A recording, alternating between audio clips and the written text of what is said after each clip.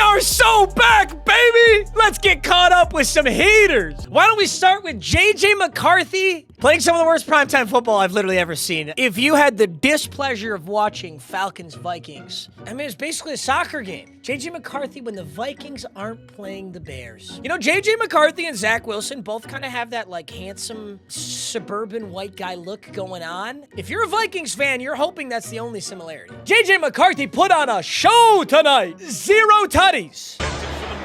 2 interceptions. Are we really gonna clown JJ though? That dude, Billy Bowman was going nuts. This was absolute clamps out of Billy Bowman. I will say that. 3 fumbles is insane. The 3 JJ McCarthy fumbles is crazy, and a 6.2 QBR. 6.2 QBR might be one of the lowest ever. Also though, like, let's not clown JJ for this because this shit was oh, just kidding. This is not the play I'm talking about. This was not clamped, and it was a touchdown that he completely choked. That's what I was trying to say.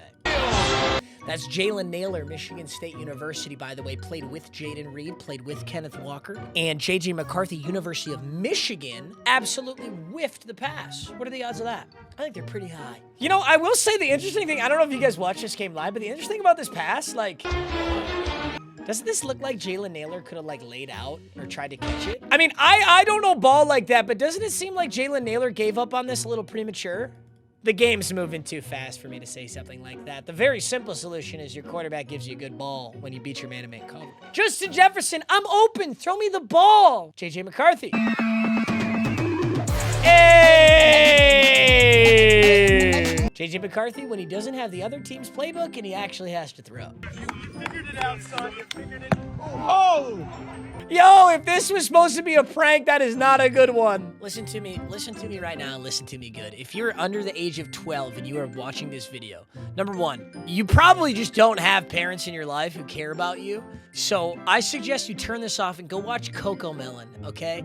Get off the internet, go touch grass. Number 2, yeah, you know what? Actually, no, I'm just gonna radicalize you. I'm your dad now. Vikings, all right, JJ, show us what you can do. What you doing? Why are you still peeing? Magnum! Magnum doesn't give a fuck. Magnum's just pissing on the kitchen floor. Sometimes I be doing that too. You ever just unlock free will, whip it out, and just start pissing? You know what I'm saying? Because it's like, who's gonna this is Mother Earth, bro. For 50,000 years, we've been pissing wherever. All of a sudden, you want to tell me society says I can't just fucking piss? Tell that to the monkeys. Tell that to the orangutans, bro. Tell that to the caterpillars that just be pissing. I don't even know if caterpillars do that, bro. Do caterpillars even consume water? What does a caterpillar eat? Do they just eat oxygen? They're like those little green little things, right? A caterpillar is not a plant. A caterpillar is the larval stage of an insect, specifically a butterfly or moth. Their malpighian tubules extract nitrogenous waste from their hemolymph, which is then combined with fecal matter and excreted from the hindgut as a liquid. What gigantic fucking nerd loser wrote that, bro? Some guy just jerking himself off using the biggest words he found in Merriam-Webster, bro. You're not sick, bro. You could have said that in 100 different ways that would have made sense, but you just wanted to jerk yourself off because you spent 15 years studying caterpillars and your wife doesn't love you anymore. That's not my fault. Oh my God, I'm pissed off. Justin Jefferson by week 4 with JJ McCarthy as his QB. Oh yeah. Oh yeah. Antonio. Don't say I didn't warn you. Don't say I didn't warn you. All year long, I said I am not drafting Justin Jefferson in a single league because I do not trust JJ McCarthy. I don't trust any brand new quarterback to give a kid reps like that. I cannot believe how early Justin Jefferson was going in fantasy football. Jamar Chase, I get it. He's got the same QB. Puka Nacua, stroke, dementia. Puka Nacua, same QB.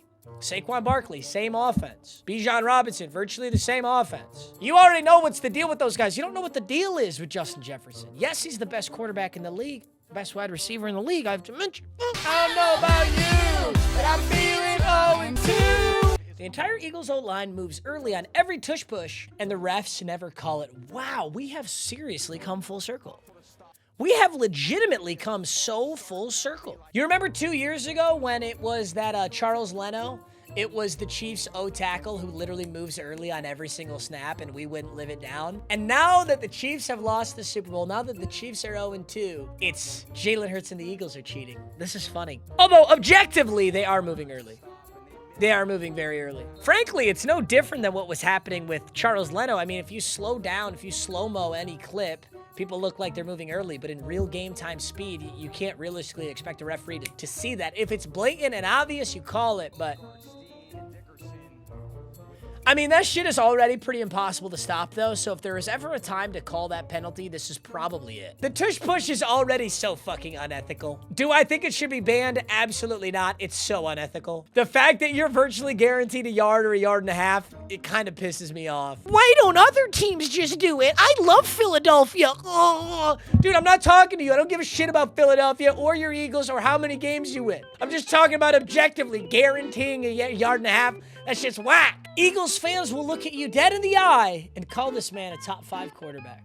He is a top 5 quarterback. He is a top 5 quarterback.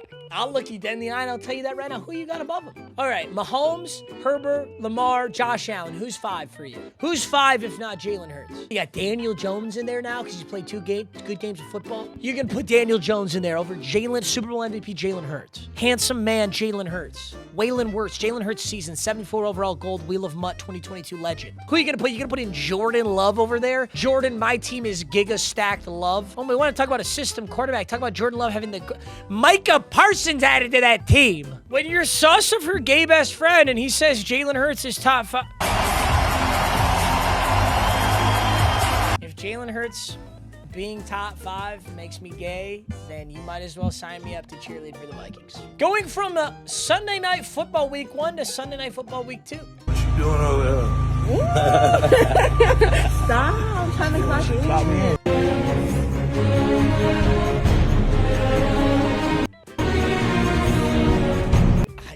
I don't know what to say about that one. Chris Jones, you don't even have 100 yards. Jalen Hurts says we won the game. Shut your ass up. They take a couple knees and can work their way to a 2-0 start to this season. Meanwhile, the Chiefs are about to start 0-2. And you can see Cam Jurgens just laughing his ass off right here. Giants left tackle James Hudson was benched after becoming the first NFL player this century to commit 4 penalties in one. Oh my God, 4 in one drive? Is this an exaggeration, or do you legitimately commit 4 penalties in one drive? Look here, bottom of the screen, the left tackle.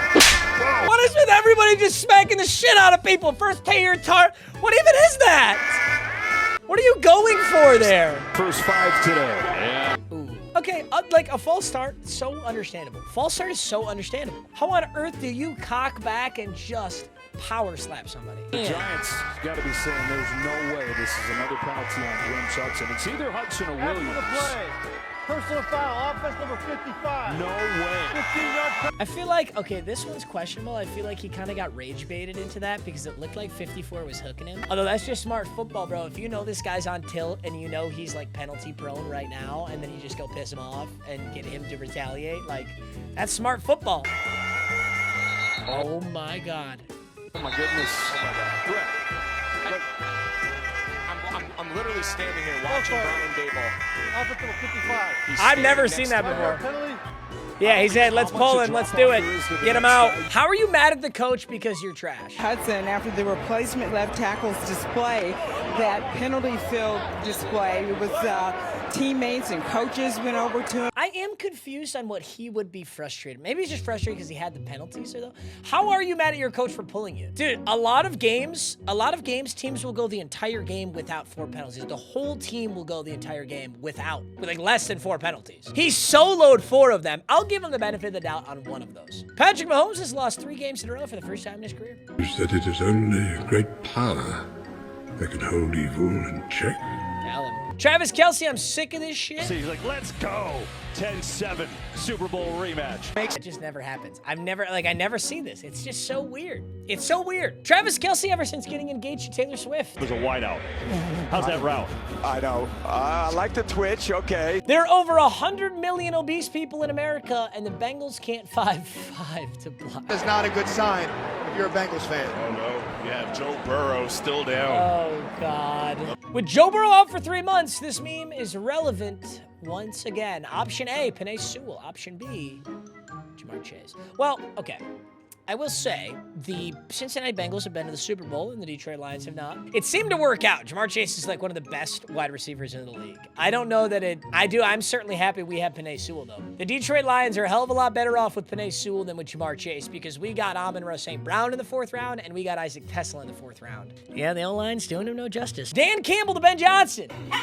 Oh, yeah. Oh, yeah. Tell him, Danny. The Lions defense celebrated an interception by recreating Ben Johnson's stumble TD play call from last season. This was beautiful to watch live. I'll tell you that, boys. It was beautiful to watch live. Hope you guys enjoyed the vlog. Hey! Lions fans were chanting "Fuck Ben Johnson" during today's game.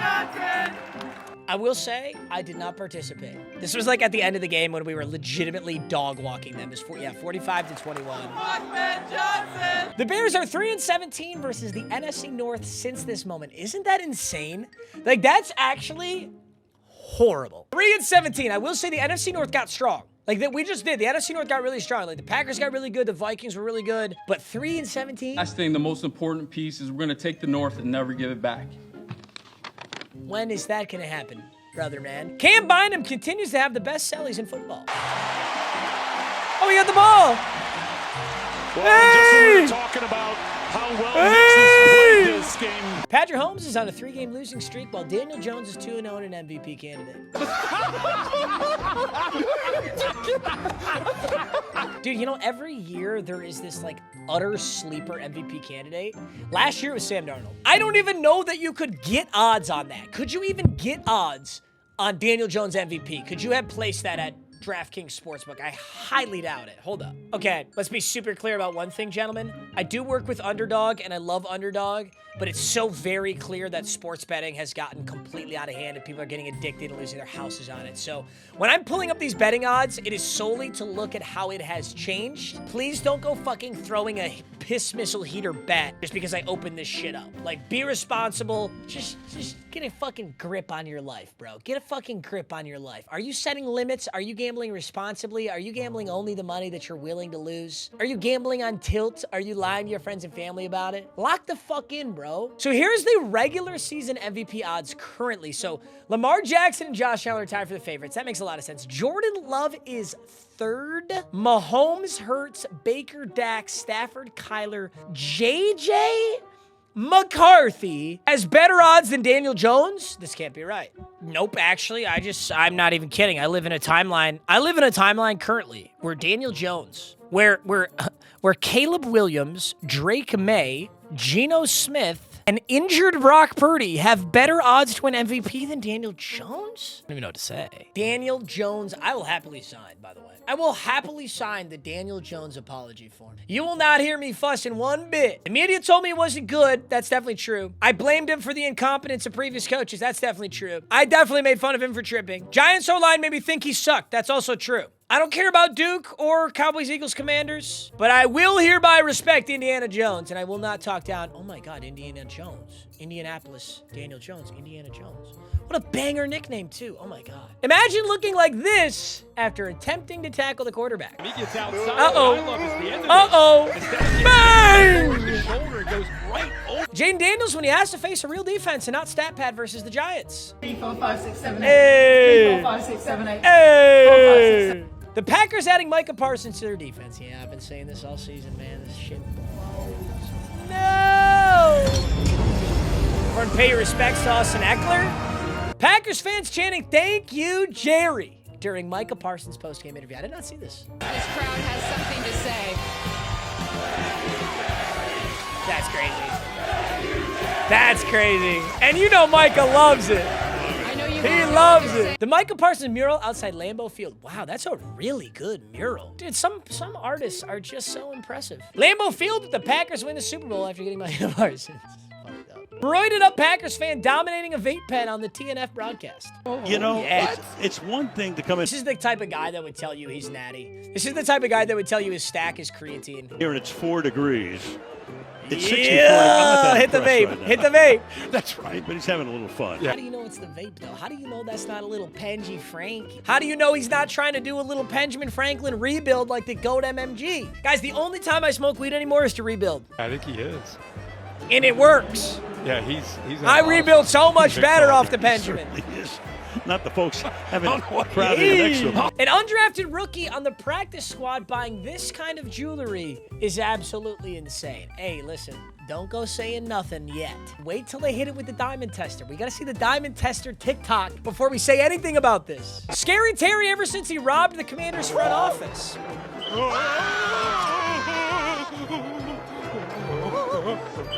Yeah, he held out. He pretended like he was going to get traded just to get a big contract. I got to say, though, it's not even Scary Terry. It's the fact that Deebo Samuel has been super involved, good, and a target monster. Remember when Deebo was in San Fran and they were using him in all those like really bizarre ways? Like he was a running back, he's very much a gadget wide receiver, he's doing all these different things.